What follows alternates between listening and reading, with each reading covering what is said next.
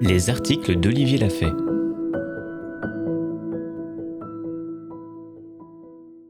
Tactique du diable, du 19 juin 2022. Dans ce monde, il y a ceux qui cherchent et ceux qui cherchent quelqu'un qui a trouvé.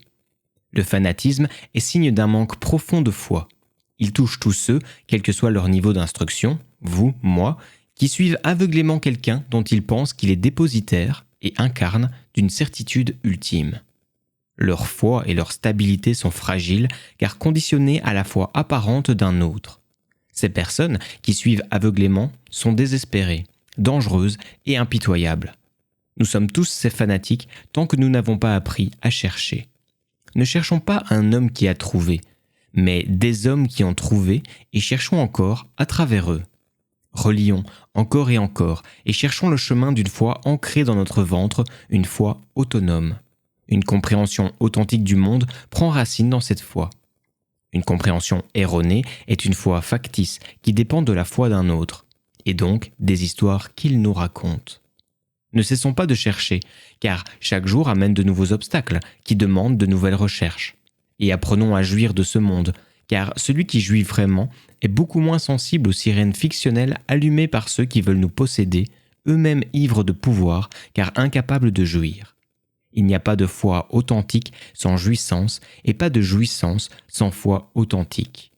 Ceux qui cherchent un homme qui a trouvé une vision ultime et officielle, et ils sont la majorité, sont les plus faciles à manipuler. Dans Tactique du diable, roman épistolaire de Clive Staple Lewis, publié en 1942, il s'agit d'un démon qui veut amener les humains à la damnation. Citation de Wikipédia. Wormwood est décrit par Screwtape dans ses lettres comme cherchant à faire chuter son protégé par des péchés extravagants et grossiers et revient sans cesse à la guerre comme occasion de chute. Au contraire, Screwtape ne cherche pas à induire le protégé à commettre des péchés importants, mais préfère le mener progressivement et sûrement sur le chemin de la damnation. Pour lui, le démon doit d'abord brouiller l'esprit des hommes, les mettre dans la confusion et finalement les corrompre, plutôt que de les tenter. Fin de citation. Le diable dit au démon envoyé sur terre pour assurer la perdition de l'humanité d'inspirer aux hommes un désir de choses vagues et inexistantes, ainsi qu'un éloignement à l'égard de tout plaisir réel et immédiatement appréciable. Extrait. L'homme qui jouit d'une seule chose au monde est déjà armé contre nos attaques les plus subtiles. Je connais l'exemple d'un homme garanti contre les plus fortes tentations de l'ambition sociale par une passion plus impérieuse encore pour les tripes aux oignons. Fin de l'extrait.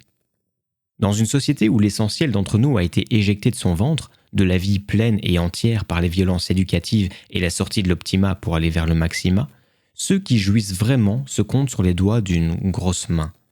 Les autres n'ont plus alors de boussole intérieure et succombent aux sirènes de la fiction sur le réel, actionnés par ceux qui les possèdent ou veulent les posséder.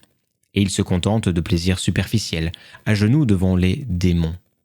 Devenant même fanatiques, agressifs, dominateurs, sûrs de savoir. Car suivre, en apnée, un démon dépositaire de la foi, de la certitude absolue, vaut mieux que chercher à l'aveuglette la jouissance et l'autonomie. Et de remplir nos poumons de cette vie qui nous fait si peur, car imprévisible. Pour retrouver le lieu d'où on a été éjecté. Pour se reconnecter à son ventre où sévit le refoulé. Pour ne plus se dire « Pourquoi j'ai dit ça ? Pourquoi j'ai fait ça ? Pourquoi j'ai agi sans recul ?» Pour retrouver sa pleine capacité à jouir.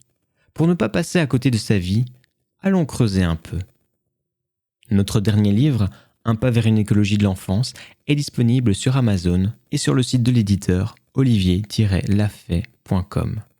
Ce livre a été classé 4e au classement général d'Amazon et reçu de nombreux commentaires enthousiastes, que ce soit de la part de parents que de la part de gens sans enfants. Nombreux sont ceux qui ne veulent pas passer à côté de leur vie et sont prêts à se reconnecter à leur enfance pour la comprendre, pour comprendre les erreurs de leur propre construction et se réparer.